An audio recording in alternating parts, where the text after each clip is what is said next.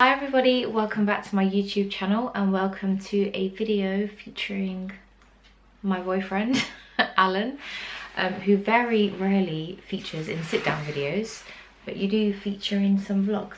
Sometimes yes, sometimes no. Just to let you know guys, we do have our puppy in the room, so excuse any downwards facing and yeah, exactly, because he's just gonna have to be in here whilst we film this video. However, as you've read from the title, this is going to be a bit of a video that I will upload around or on Diabetes Awareness Day, which is the 14th of November. And yeah, I'm basically just going to be asking Alan some questions. I got these questions off an Omnipod blog, which a girl called Sophie answered, well, with her boyfriend. Alan hasn't seen the questions yet, but there's 1, 2, 3, 4, 5, 6, 7, 8. Okay. So the first one is, what advice do you have on dealing with emotional challenges that may result from dating someone with diabetes? The emotional side of it is probably the bit that people don't get. So Soraia can be very agitated when her blood sugars are high. I think that's a fair way of putting it. Yeah. I suppose over the years it's kind of like different ways of how I've learned to deal with it. Just recognizing it for one. At first you've got to learn how to just try and politely encourage a correction, even though they're probably agitated about it and the blood sugars have probably been high for a while and you've gotten cranky. But yeah, all I would say is stay calm. No, you'll pick up on when they're high, when they're low.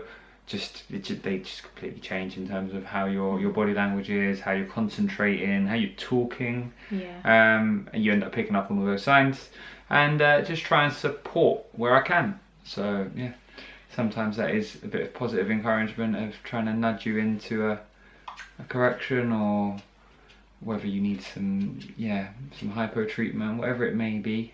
Yeah, I mean, I forgot to say at the beginning of this that me and Alan have been together for nearly 10 years, and obviously throughout our whole relationship I have had type 1 diabetes, so it has been a bit of a learning process, I think, for you, like learning how to deal with... Oh yeah, I've learned loads, to be fair. It's one of those things. I mean, me as a person by nature, I wouldn't have jumped into the relationship without being willing to learn a lot about type 1 diabetes. There is a lot to learn. It's not the most aware illness. There is not a great deal of information easily accessible. But yeah, you've been really good at teaching me a lot, and I've always been keen to learn on new things, still am.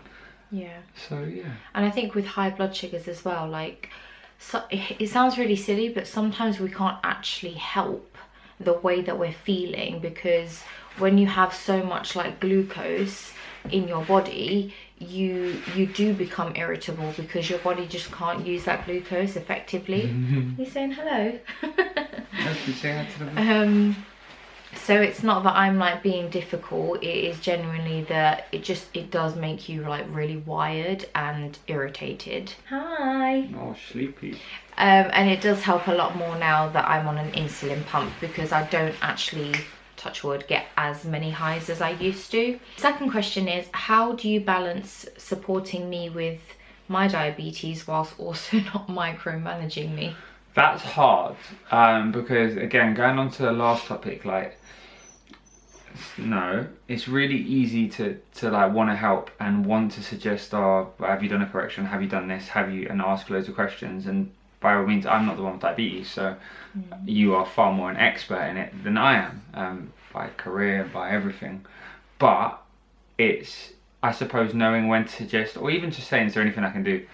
I think at first, maybe in the first few years, I maybe tripped up a few times where I'm like trying to suggest things when sometimes you shouldn't. Do you know what I mean? Just kind of let you find your feet with it. I think it was different as well, wasn't it, when I was on injections as opposed to when I'm on a pump? Like, it feels like that was ages ago already. I know. It sounds silly, but I don't remember it as much as, even though that was 9 years of our relationship, near enough. Yeah. The pump has helped, definitely helped. It does loads of the background work for you, do you know what I mean? So that was always easy. I suppose for me it was always just making sure that easy things that you might forget. So have you bolused before a meal, do you know what I mean? Yeah. I do a lot of the cooking, so it's right giving you those 10-minute cues and stuff like that. So just trying to help you remember a few bits. The rest of it, you do you know what I mean? You do on your own. It's not like you're not someone that needs micromanaging by any means. But yeah, maybe on the first few years when we got together and we was trying to get everything maybe under a better level of control, then I was more involved with just trying to help. I was always keen to help you set up your pens and give you injections if you wanted to, and vice versa. So yeah. And even now, like, you really help with like my Dexcom changes, or like, you know, you've done my pod, like you've set up my pod once or twice. And it sounds really silly, but like little things like that just honestly mean so much, because when you're having, I feel like I'm getting emotional, which is weird.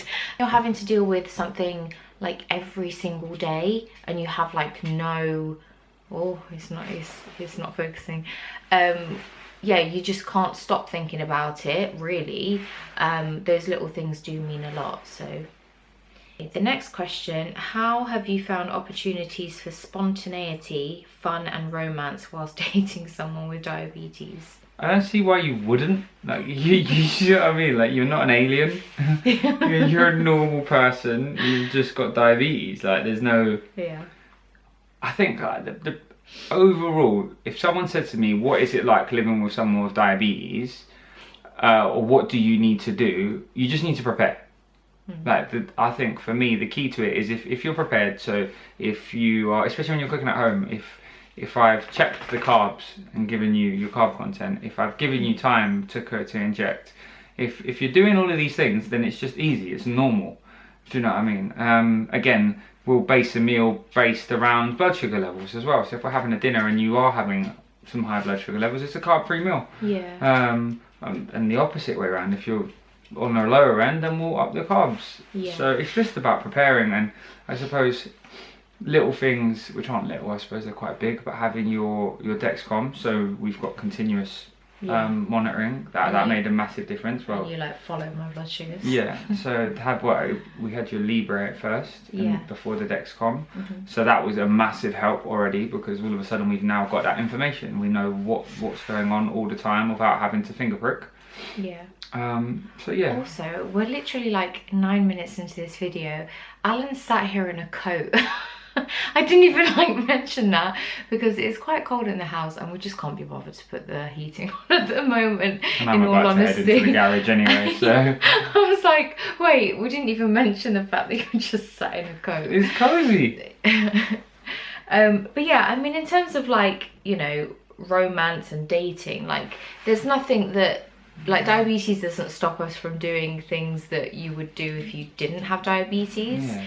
Like, we still can eat wherever we want, and, you know, in terms of like the romantic side, like obviously, like if I'm about to go into a hypo, then and we're about to get intimate, that can make things a bit tricky, but like it's never stopped us from doing anything. No.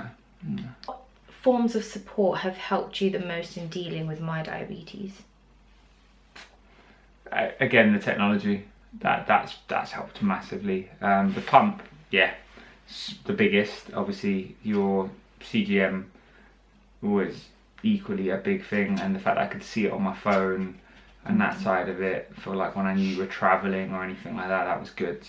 Yeah, because actually, like, I only got my first ever sensor in 2020, so like before that, finger pricks. I was just doing finger pricks. Yeah, and I had no idea as to what was going on. I think, if anything, back then I was probably even better at reading. Loki. Yeah, so I think back then, before you had all your tech, I was probably a lot better at spotting signs of highs and lows, because I was having to do it all the time.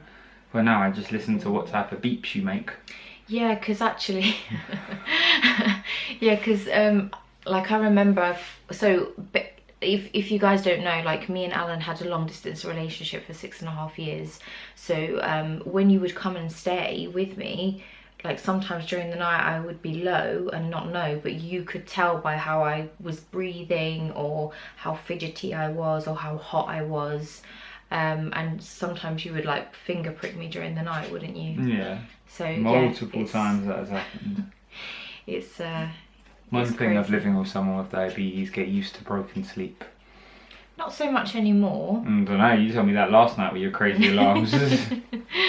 Yeah, but it's a lot less, like compared to like when I was on injections, like the hypos that I used to have overnight. Yeah, they sucked. They're a lot less now. It's easier when we was in the flat. Didn't have to go downstairs to... Well, I do keep stuff at my bedside. You used to get told off a lot for not replenishing your stock. I have a hypo treatment in her bedside table and I'm like, make sure you replenish it. But then if she doesn't and she has a hypo, there's nothing I can do. I can't go, no, I'm not getting it. I have to just go downstairs and deal with the situation. But I think another answer to this question of like what forms of support have helped you, I think just like learning about it. Yeah. I mean, JDRF had some good bits that I read up on. Your Daphne course. They're not JDRF anymore. Oh no, what are they? They're now? Breakthrough T1D. Yeah. But anyway. The Daphne course was really beneficial. Yeah. Like you learnt a lot through that, and then that then helped me learn a lot. So the Daphne course, again, just for if you don't know, it stands for dose adjustment for normal eating, which I think is a bit weird, but basically that's where I learned how to manage my insulin doses with carbohydrates.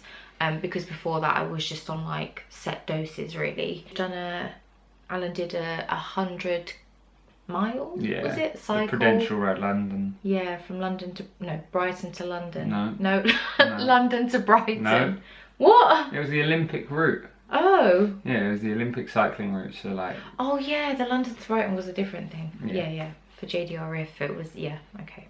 Just ignore me. What has worked best for communicating frustration or pain that you experience because of my diabetes? Just tell you. I suppose it's easier now. I mean, we've been together for 10 years, so for lack of a better word, if you're being an umpty, because your blood sugar levels are high and you're being agitated and you just got to sort them out, sometimes you do just need telling, oi, come on, get that under control, because it's not my fault that your blood sugar levels are high. Yeah. And then sometimes that knocks your brain and you go, oh yeah, maybe I shouldn't be so aggy with him. But do you ever like talk to other people about? Yeah, I mean, I suppose there's a few people at work that like I can talk to. I mean, I see them in theory more than I see you, Monday to Friday. So you naturally talk to people about it, and yeah. It's funny because Alan follows my blood sugars. I mean, again, it's a lot less now that I'm on a pump, but you know, if he would get like a high alarm if I was slightly high, and he'd message me and he'd be like, why are your blood sugars high, what's going on? So you're like always monitoring, but no, it's nice to have someone actually, you know, care, and actually it's a safety thing as well. Yeah, 100%. Yeah. What has worked? I feel like all these questions are quite similar, but what has worked best for you, helping you understand my diabetes? Like before you met me, did you know anything about type 1? Yeah, I had my mate Max. I'd already injected him before, so oh yeah, I already had an understanding of what type 1 diabetes was and what you needed to do and what you didn't need to do, so I was comfortable with that. I suppose it's just been learning. It's not been what's helped best. It's just you're continuously learning. Even now, do you know what I mean? Like we're still learning, especially now that you've got new tech involved in it. So the way we do things is different. What we can do with your boluses is different. Yeah. So I'd say just because of who I am by nature, I find it, the more information I know, the more comfortable I am around it. Because in case of an emergency, I'd like to say that I know what to do. Yeah, I mean that time when you helped that old lady out. Yeah, at work. Yeah. Do you want to tell them? It's a long story. Okay. It's a long story, but it's, yeah, there's just not enough first aid diabetes awareness. People have got no idea. They go, someone's got diabetes, or they find out someone's got diabetes. Quickly, get them some sugar. Yeah. You know what I mean? It's like, whoa, easy. Yeah. Get the information, see where they're at. But yeah, so I think that's something that would massively help the world in general. There's so many first aiders out there, and I don't think first aiders have got any idea on what to do with blood sugar levels. Yeah, definitely. There's a big stigma really around knowledge, yeah. How does daily diabetes care affect you or the relationship? It affects dinner times for sure. I'm one of these people. I quite enjoy cooking, so I like cooking a meal for someone, and I like them to eat it hot. Now, Soraia's not the fastest at doing anything, and let alone when she forgets to bolus 15 minutes before the meal, and then you still haven't bolused, and it kills me inside that you're just eating your food stone cold by the end of it. Especially because you eat at the rate of, I don't know, goldfish trying to eat a sandwich. I eat really slowly, and what Alan means by bolus is basically I have to give like a shot of insulin 10 to 15 minutes before I actually start eating, so that it actually gets into my system where it needs to, and start working effectively. And it was so bloody hard to do that on injections, but so much easier now with my pump, because I just dial it into like a controller. I think I'm getting better at it though, especially recently, because I'm really trying to like tighten my range. So one question left. How does the possibility of serious health complications affect you or the relationship? It worries me. Yeah, it always has done. Obviously, the effects it has on your eyes and other things like that. It's always, that's a worry. So it's what pushes me to try and help as much as I can to have your levels as controlled as can be, because essentially, do you know what I mean, the better they are, the most likely it is that we're going to have a long lasting relationship from get old and grey together. So yeah, there is the worry about the future, and it's very easy to forget the long-term effects of diabetes, because yeah, it's long-term, it's years and years down the line. Yeah, so there's that is a, I don't want to say scary, because I don't like to think of it as scary. It's just something to be aware of and not forget about. Do you know what I mean? Like, yeah, it's very easy to think about diabetes in the here and now and what it does and how it makes you feel now. That's all well and good, but you need to really be thinking about when you're 60, when you're 70, like what it could do then. Yeah, I think for me it's definitely scary, because I've already experienced a couple of scares, like, you know, my liver and then my eyes, and obviously, like, you know, me and Alan, having been together for 10 years, we do want to start a family at some point. So there's like scares and worries about that. But I've had diabetes for like nearly 20 years now, so I've lived with it longer than I haven't. And I think over the last couple of years, it's not been the best. Like, my management hasn't been the best. And that worries me, like what I did in my teen years, is it what's affecting me now? And, you know, obviously now I've got my pump, so it's a lot easier to manage. And when I say that, it's still not easy, but easier. But I just hope that it doesn't mean that, you know, in 10 years time I'm going to be suffering the consequences of when I was younger. I don't know. Hopefully not. But it does scare me, definitely. It's interesting having a dog, because some dogs are actually trained to recognise when their owners, who have type 1 diabetes, are going low. Or, well, yeah, it's more hypo awareness that they can have. But I mean, I think you have to train a dog to notice the signs. But I don't think you noticed, do you? No, he's not picking up on that just yet. You notices everything else. Yeah, I mean, that is a short and sweet video. Obviously, if you guys have got any other questions for me or for Alan that you would like us to answer in another video or anything like that, just leave them in the comments below.